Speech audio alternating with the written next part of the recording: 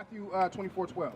Because I want to just touch back on something that you said. You said, why does a black man kill another black man? Why are we out here killing each other? You know what I'm saying? Hello. So that's what we're going to tap into real quick. Read that. Matthew 24 and verse 12. And because iniquity shall abound. What is iniquity? Iniquity is sin. Sin is the breaking of God's commandments. So when you see sin rising up in the people, like, because back in the day, like when I was a kid, right? There wasn't women walking around looking like prostitutes, right? Like, you can see the difference between a regular woman and a prostitute. And guess what? I saw women who used to walk around with dresses and skirts more than pants. Back in the day. Back in the day. But now, guess what? They all walking around looking like the same prostitutes that's walking around on the street. They walk around with G-strings on. They don't care. So because sin has abounded, sin has grown to a certain level, now everything is okay. You got LGBT, you got gay marriage, you got everything is okay. Now, back in my day, it was a battle. It was a discussion. Right. They used to bring that out like this don't seem right. Now everybody's going for it, and if you're not going for it, something seems like this wrong with you. Right? Read that. Matthew 24 and verse 12. And because iniquity shall abound, the love of many shall wax cold. The love of many shall wax cold. What is love? Because when sin abounds, love goes away. So we're supposed to have love for our brother, right? We're supposed to love. This is what we're supposed to do. Read that in, give me that in Leviticus 19:17.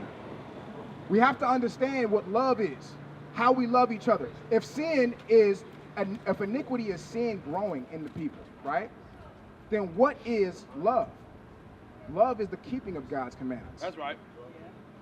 Sin is breaking the God's commandments. Hatred is breaking God's commandments. Because if I hate you, then guess what? I'll steal from you. God says, thou shalt not steal. Right. If I hate you, I'll kill you. God says, thou shalt not kill. How are we supposed to deal with each other? Leviticus 19 and verse 17. Read that. Thou shalt not hate thy brother in thine heart. Thou shalt in any wise rebuke thy neighbor, and not suffer sin upon him. So thou shalt not hate thy brother in thy heart. If you don't hate your brother, how you going to kill him? If you see Christ, if I see Christ in him, how can I put a gun to his head? Bring it out. If I see Christ, if I see God in him, how could I hate him in my heart? I can't. That's so right. Guess what?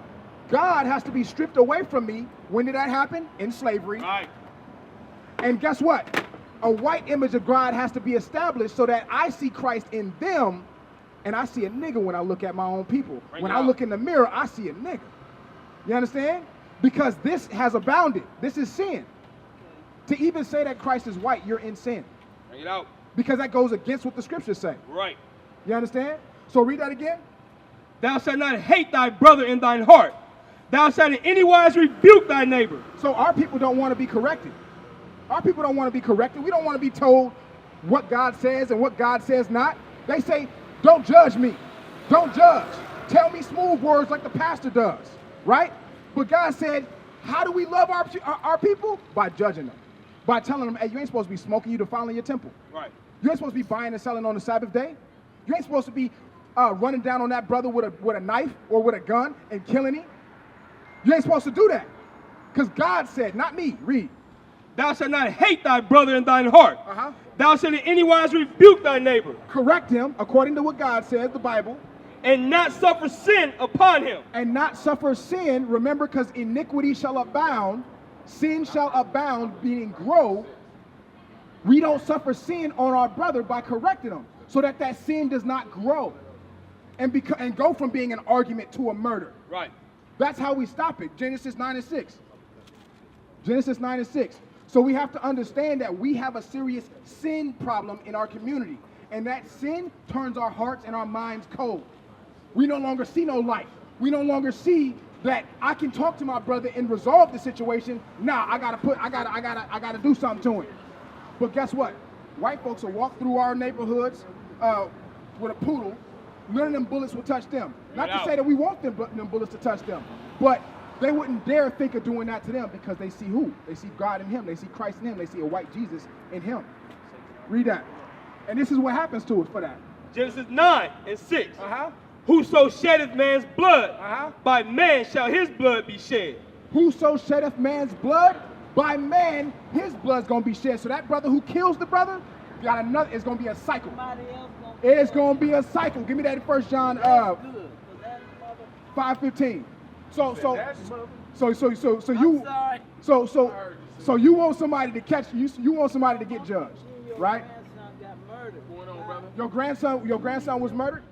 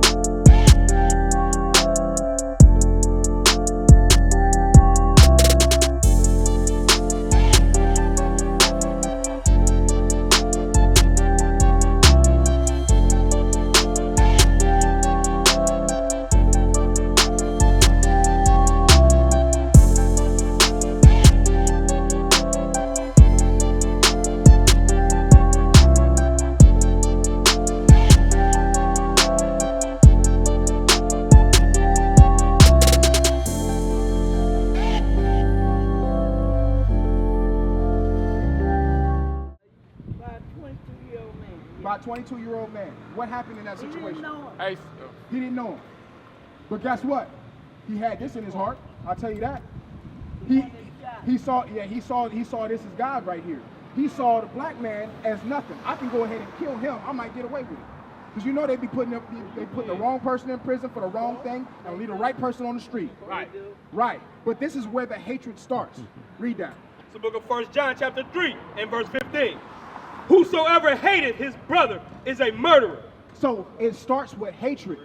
Murder starts with hatred, to the point where God says that if you hate your brother in your heart, you don't apply Leviticus 19:17 by loving him, by correcting him, telling him where he's wrong, then guess what? You have hatred in your heart, and that's what it takes to become a murderer. That's how you become a murderer. Read that again. Whosoever hateth his brother is a murderer. And ye know that no murderer hath eternal life abiding in him. That's it. So that man who murdered your son, what was his nation? What was he your grandson, right? What was his nation? What was his nationality? Was he a black man? What was he?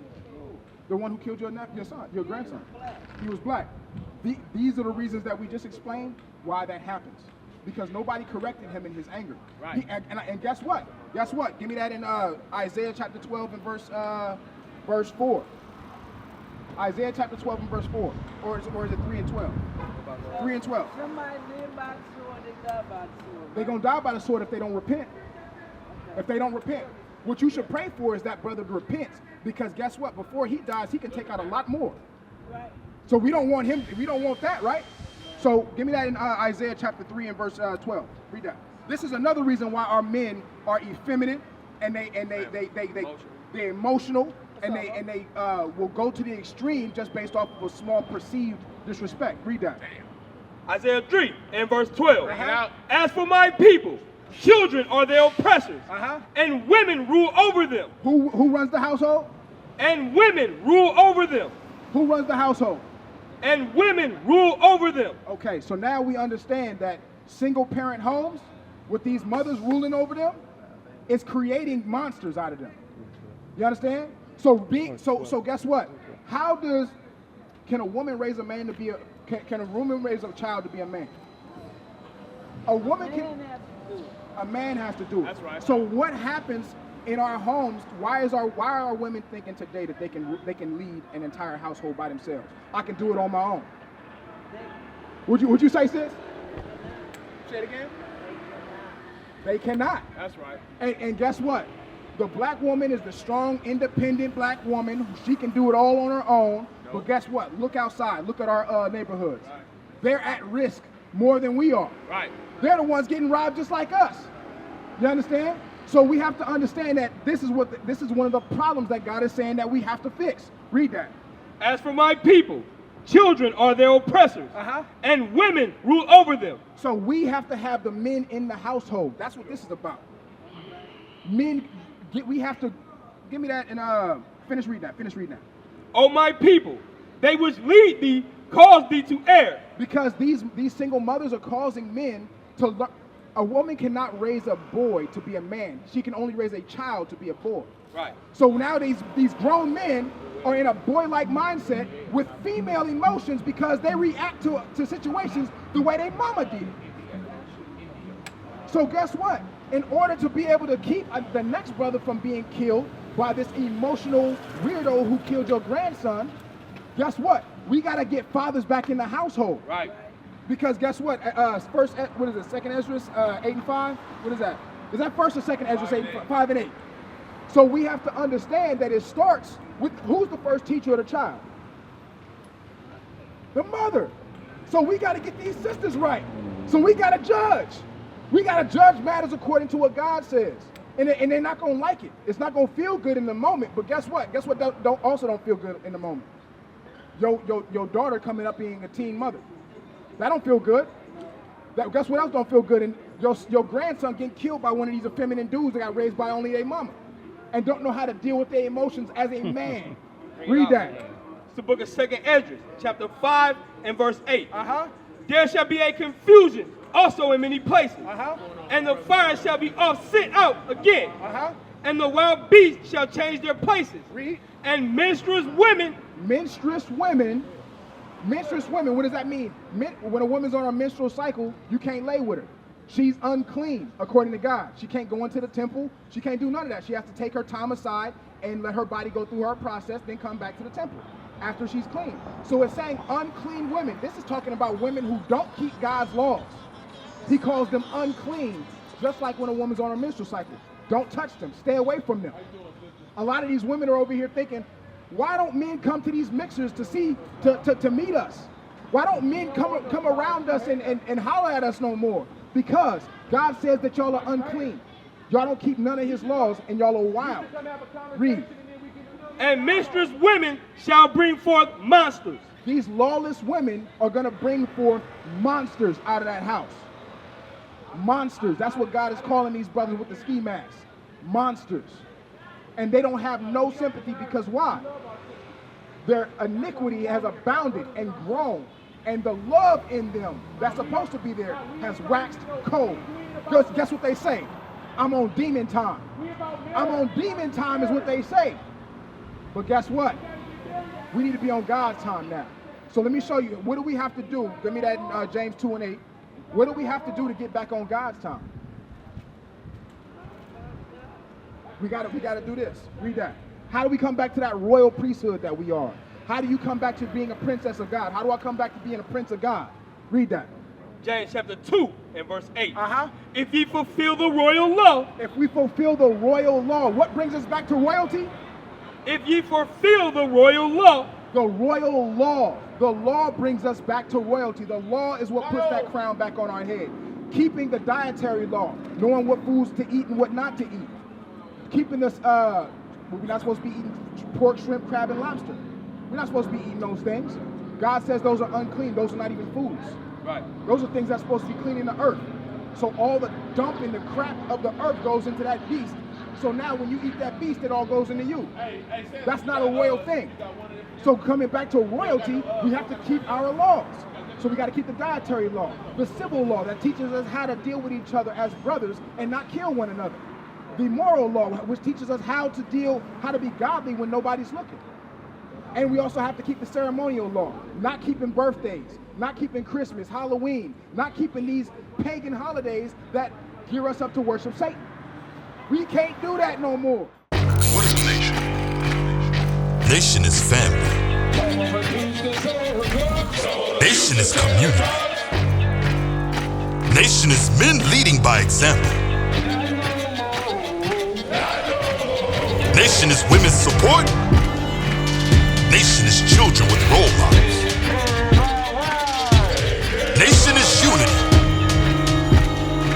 Nation is